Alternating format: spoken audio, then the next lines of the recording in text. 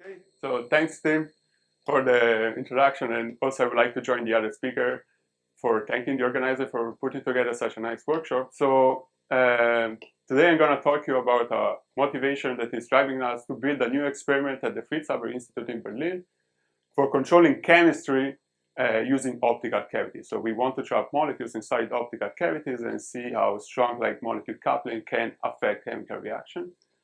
So it's an early stage experiment, so we are still investigating how to create molecules. So doing high resolution molecular spectroscopy, it ended up that we got sidetracked doing something completely different. So don't look too scared about this title. I try to explain it, but also it ended up like being a nice story where we sort of discover like a new feature for molecular dimers that may enable new quantum control application in molecular ions. So the starting point of this story is this graph that we've seen several times during this workshop. So where molecules, in particular polar molecules, interact and stick together at a short distance, they can form intermediate complexes, and then complexes can bridge the chemical transformation from the initial reactants into the final product of the chemical reaction. The issue with these ultra-cold molecules that we like is that the reaction energy typically is very large. So 1 Kelvin to give you like a temperature scale. And this means that if we create the products, like these products are going to absorb this energy, and so they're effectively going to leave the trap, and we are getting lossy molecule sample. And this is actually usually overcome by shielding, as we heard several times during the previous talks, which usually rely on the use of a classical external field to engineer, like whether it is like a DC or a microwave field, to engineer a short range passive barrier that prevents complex formation and then completely suppress chemistry. But it's becoming increasingly more important to really understand what's the role of complexes in this chemical reaction, even due to the increasing importance of microwave shielding and fielding resonances and so on. So we really want to zoom in onto the role of complexes and really try to understand if there is a way for us to control chemical reaction.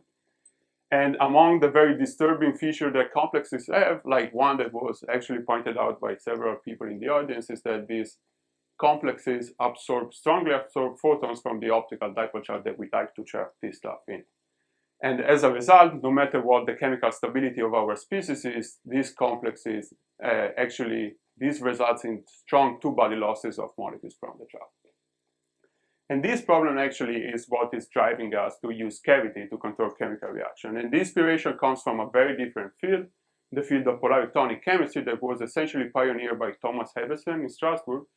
And in this experiment, these are completely different experiments from the ones of our community. So these are large organic molecules at room temperature embedded inside microfluidic cavities.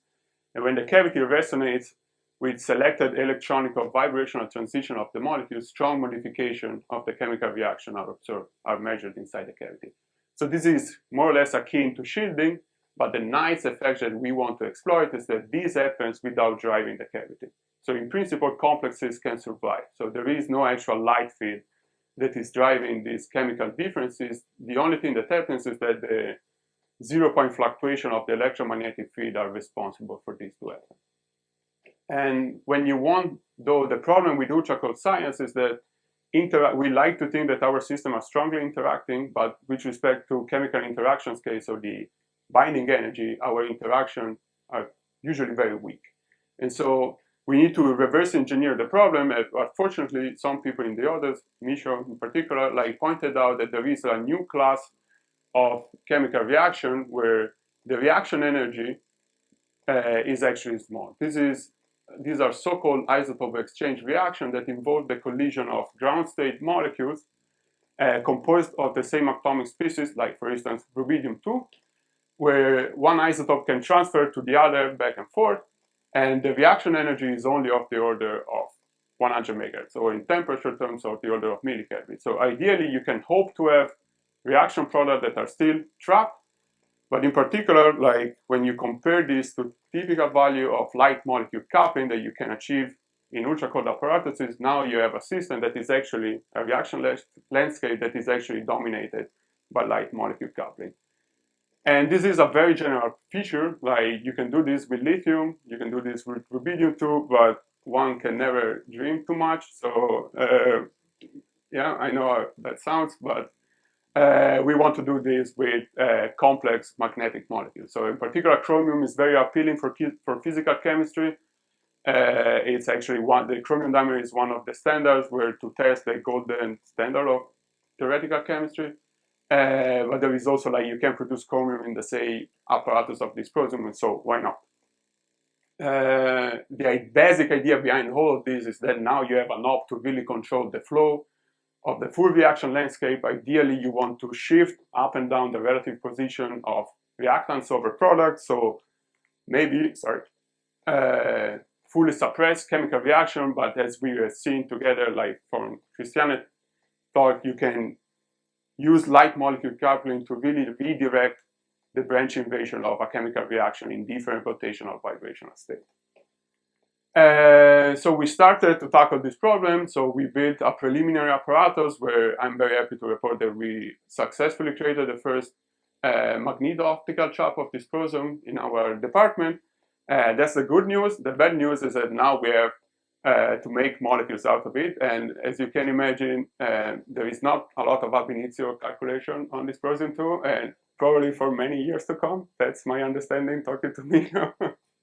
So we are tackling this problem like experimentally, like hands-on experimentally. So we are creating dysprosium dimer in a hot molecular beam. This is a cluster setup, and then we are optically probing and selectively ionizing the molecules, these neutral dimers, and we are already able to detect dysprosium dimer in our machine with our time-of-flight mass spectrometer, and as you can see, we can resolve the different isotopologues of this species. So this is a convenient piece of information once we want to have the ability to detect complexes and reaction product in the experiment. However, now, as we heard in Kai's previous talk, we need to find something intermediate here that has a good Frank condom overlap with our target ground state. So we need to find an intermediate excited state that will allow us to do stirrup. But as I was saying, this is like a repurposed apparatus. So this is an old physical chemistry molecular beam. So we need to understand how it works. And so this is where the sidetrack part of this experiment starts. So we need to calibrate, we started to calibrate our machine using dysprosium monoxide, which is a completely different molecules, but conveniently for us, it was a molecule that a group at MIT already started to investigate quite several years ago, so before I was even born. And dysprosium monoxide has some interesting features. It is particularly very stable, but it also has like a very unique large omega value in the ground state. So this is like a nice feature that these lanthanide dimers have. And this is a very simple experiment. So we want to start calibrating. So we use the information from this paper to really, for instance, use the orange transition that you see here to go from the J equal 8 to the J equal 7 state. And then we scan on top of this, hoping to create ions. We scan the yellow transition that you see here and move around and see where we end up with. So ideally, what you would expect to see is like what we observe for many isotopes. So once we hit a resonance, so we go from the J equal 7 at 17.1 thousand wave numbers, we go to this upper one, and then from this we have a 1 plus 2 rampy, and we would hope to see ions. Unfortunately, as you can see, there is something weird happening with this isotopologue, and by sheer luck, what happens is that this transition from J equal 7 to J equal 8 is essentially in resonance with the previous one, with the lower one from J equal 8 to J equal 7. So we end up, by sheer luck, here.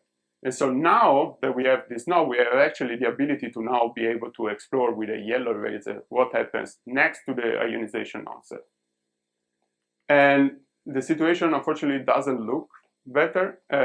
These are Rydberg lines of a lanthanide dimer. So it looks like a mess, but if you pay enough attention, so if you zoom in, for instance, in this transition here, you can actually resolve individual Rydberg lines. So these may become handy later.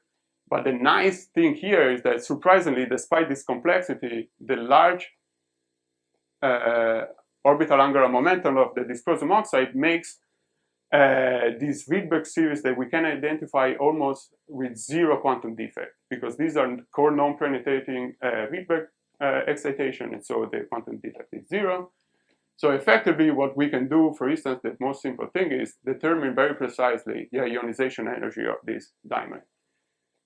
Molecules are more complicated, of course, as you know, with respect to atoms. So you should expect like a converging Rydberg series for every different rotational vibrational level on top of the ionization energy in the molecular ion. But you can see here that there is something also awkward happening way higher. And this is, if you zoom in, this actually we discover by chance that this coincides with the point where we are approaching the dissociation limit of this molecule. So what's happening here is that there is a double transition, so the line increasingly broaden up. And there is also a suppression, so this is pretty apparent from the data of the Rydberg series. So what happens is that we are essentially coupling the continuum to this Rydberg state, they get repelled, and so there is no absorption in this range. So this sounds like a very trivial feature, but it's actually the first time that it has been measured that the ionization energy of a dimer sits below the dissociation limit of a molecule, and this actually allows us to have a range inside this energy regime next to the dissociation limit where bound state of the molecular ion exists.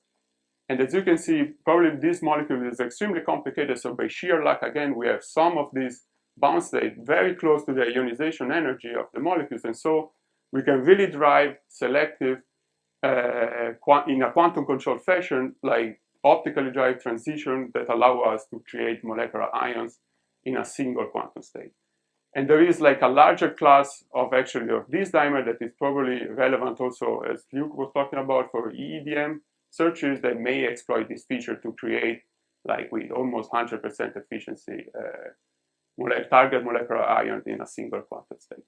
And with this, I would like to conclude. Thank you for your attention, and also acknowledge the contribution of the several outstanding people in my group. And yeah.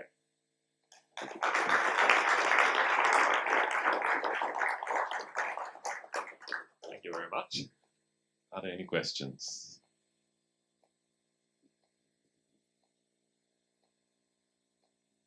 So you mentioned this TY2 potentials. I thought there were potentials by Svetlana Potočníkova's group.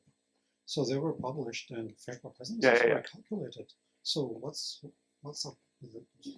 So the difficult part is like one thing is understanding that paper. Sorry, but so it's yeah, no, it's true. Like it's also interesting pointing out that in the ground state, this dysprosium dimer is predicted to have like a very large magnetic dipole moment, which is also another motivation to pursue this route, because you will have like strong dipolar interaction without electric field. So, but yeah, I think nobody knows the structure of the excited states. So that's the problem for Spira. Yeah. Also, this ground state, it's not as accurate for alkali dimers. This is probably order of magnitude larger than certainty, like 20–50%, maybe the correct order of state. But yeah, but they do. No, yeah, sure. Yeah. I maybe have a quick experimentalist question. You had this nice outline of the apparatus. Where's the cavity gonna go? No, so okay. The cavity like is more or less going to be look similar to Jean-Philippe experiment in Lausanne. So it's essentially quite simple, or yeah, we say quite simple to have like this near concentric cavity in the same vacuum chamber where you do the mod. So yeah, we're essentially copying what other people are doing. Yeah. Always a good approach. There's one more question by Katie. For the cavity-controlled reactions, is this coherent? Like, can you I hope the superposition of reactants and product? I mean, that's would be like the, let's say, very long-term goal of this experiment, probably. Yeah, being able to coherently switch between, or even create new chemical species, probably in a coherent way. So yeah. And there's one final question here. I have also the question about the cavity. Do you think the cavity may change also the spectroscopic, let's say, position of the lines? And if yes, are you going to measure or not, if it's possible? So I think there is already something again, as I was mentioning, of like preliminary, other published data from other groups where they see like photo association line of Feshbach molecules, they do not get shifted, that's my understanding, but they see effects of strong coupling. So the cavity is having an effect of this on this photo association line, and there are also proposals in scheme to use the cavity dissipation as a way to suppress dissipation from stirrup. So you end up like having like a sort of super radiant type burst that selectively populates or moves your molecules towards your target molecular state. So it's a bit of everything together. Are there any other urgent questions? Not? Then let's first thank Giacomo and all the speakers again.